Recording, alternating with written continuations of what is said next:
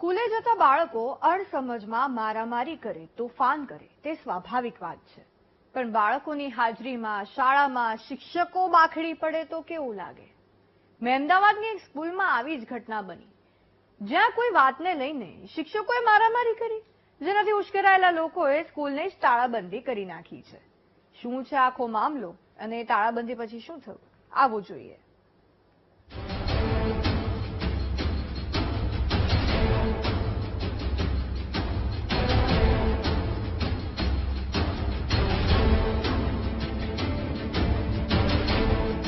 આ છે અમદાવાદની રોહિસા પ્રાથમિક શાળા. અહીં એક શરમજનક ઘટના બની, જ્યાં બાળકોની હાજરીમાં બે શિક્ષકોએ મારામારી કરી. શિક્ષકો વચ્ચેની માથાકૂટમાં વિવાદ વકર્યો અને બંને બાખડી પડ્યા. ઘટનાને પ્રાથમિક શાળાના આચાર્યએ વખોડી કાઢી. તેમણે બંને દોષિત શિક્ષકોને નોટિસ ફટકારી જવાબ માંગ્યો છે. ખરેખર સાહેબ શરમજનક છે, પણ બપોરે થયું હતું એ બંને માટે નોટિસ તૈયાર કરીને જ મૂકી હતી. પણ પ્રશ્ન થયો એવો કે એમને સાંજે 5 ને 5 મિનિટ બાકી હતી ઘટના કરેલી, ત્યારે એ બંનેને છૂટા પાડવામાં આવ્યા, એટલે મેં એમની પર કાર્યવાહી કરી નથી. ઘટનાથી વિફરેલા ગ્રામજનોએ સ્કૂલને તાળાબંધી કરી. જ્યાં શિક્ષકો જ ના સમજ હોય ત્યાં બાળકોમાં કેવા સંસ્કાર આવે તેવું વિચારીને વાલીઓએ બાળકોને શાળામાં જતા અટકાવી દીધા. જોકે સ્કૂલમાં તાળાબંધીની ઘટના સાંભળીને વ્યવસ્થાપક સમિતિમાં દોડધામ મચી હતી અને આ પ્રકારેની ઘટનાની નોંધ ગંભીરતાથી લીધી. એને પૂછ્યું, બેન આ થવાનું કારણ શું?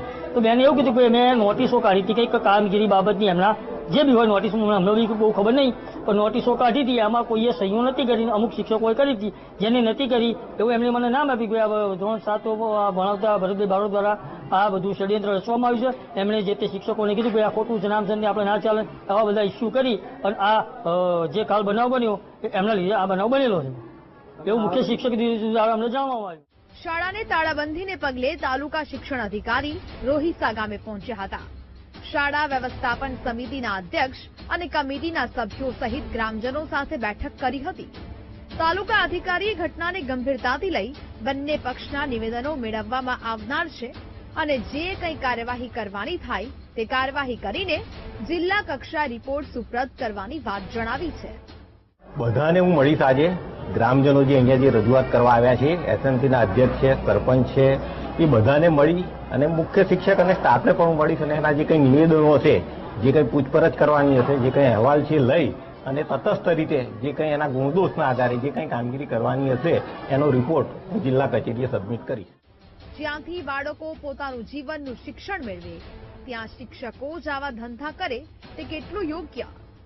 વાલીઓએ બાળકોને શાળામાં જતા રોકી સાચું કર્યું કે નહીં તે તો રામ જાણે, પણ શિક્ષકોને આ પ્રકારના કામ તો ન શોભે તે નક્કી છે.